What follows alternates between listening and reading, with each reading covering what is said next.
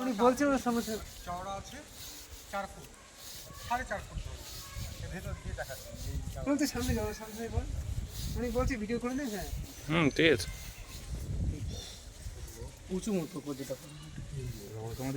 ভিডিওটা যখন করছেন তাহলে ভিডিওটা করার পরে আমাকে পাঠিয়ে দেবেন, ঠিক আছে? হ্যাঁ ভিডিও আচ্ছা আচ্ছা হ্যাঁ হ্যাঁ ভিডিওটা হয়নি, অবশ্যই।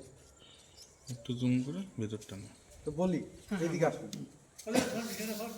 পশ্চিম দিকটা শুভ, আমাদের হিন্দুদের পূর্ব দিকটা শুভ। ভেতরে চলবে।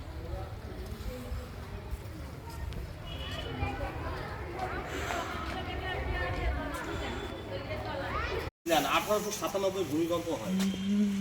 আজ থেকে 150 বছর আগে ভূমিকম্পের মাঝখানে তিনটা কোনো ভেঙে গেছে, দুপাশে দুটো রয়েছে, সেটা আমরা মধ্যে দুটো অনুভব করতে পারবো এটা কীভাবে দাঁড়িয়ে আছে। দেয়ালের মধ্যে যেসব কারখানা করা খোপগুলো রয়েছে এগুলোতে উন্নত মানের পাওয়ারফুল কাস্টিক করা ছিল বেলজিয়াম কাজ। জ্যোৎস্না রাতে যখন মূল লাইটটি কাছে এখানে হচ্ছে প্রদীপ জ্বালানো হতো, প্রত্যেকটা থেকে ট্রিঅ্যাঙ্গেল সেভাবে প্রত্যেকটা প্রদীপ জ্বালানো হতো। এই দামি দামি কাজগুলো সব নষ্ট করে এগুলোকে কুলঙ্গি বলা হয়। এই কুলঙ্গিতে মাটির প্রদীপ ধরে যাচ্ছে। এখন দেখবে অনেক বেলজিয়াম কাজ তুলে নিয়ে চলে যাচ্ছে।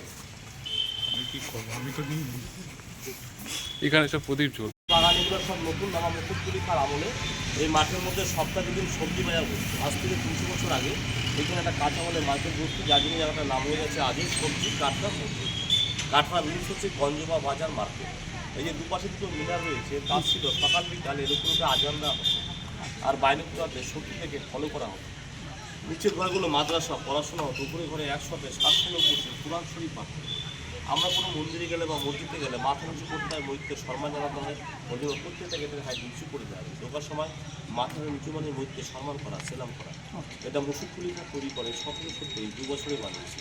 এটা চুল চুলকি ক্ষয়ের জল মেটু জল পৃথিবীর এসব কেমিক্যাল ঘরের মধ্যে কোনো সিমেন্ট নেই। কেননা আজ থেকে 300 বছর আগে আমরা সিমেন্টটা কোথায় পাবো?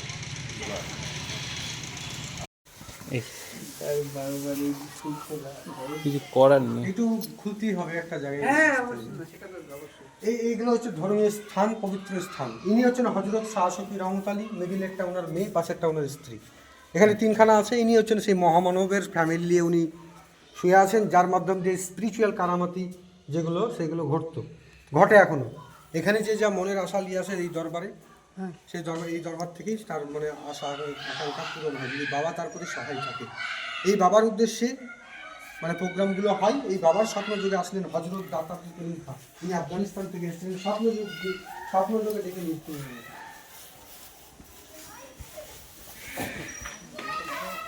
ইনি হচ্ছেন হজরত দাতা আব্দুল করিম খান, যিনি দরবেশ সাহেব ছিলেন।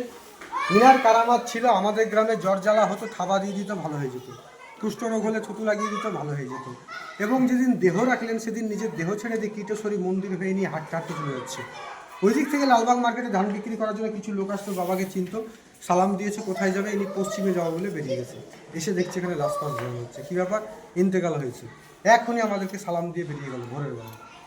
এই একই রকম কথা। এই যে মহামানব ইনি যে কারামাত দেখিয়েছেন, এই বাবার উদ্দেশ্যেই এখানে এটা হচ্ছে দাতা সাহেব প্রতিষ্ঠিত রায়তনবাগ প্রাথমিক বিদ্যালয়। এই বিদ্যালয়ে মানে পড়াশোনা হয়, মানে বাচ্চাদের প্রাইমারি স্কুল 4 পর্যন্ত।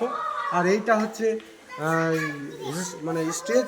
এই স্টেজে প্রোগ্রামগুলো হয়, বাউল, সুফি সং, বিভিন্ন রকম কালচারাল প্রোগ্রাম এখানে হয়। প্রচুর গেস্ট অতিথিরা আসে, এমএলএ এমপি থেকে শুরু করে আপনার অনেক গেস্টরা আসে এখানে। বাস এখানে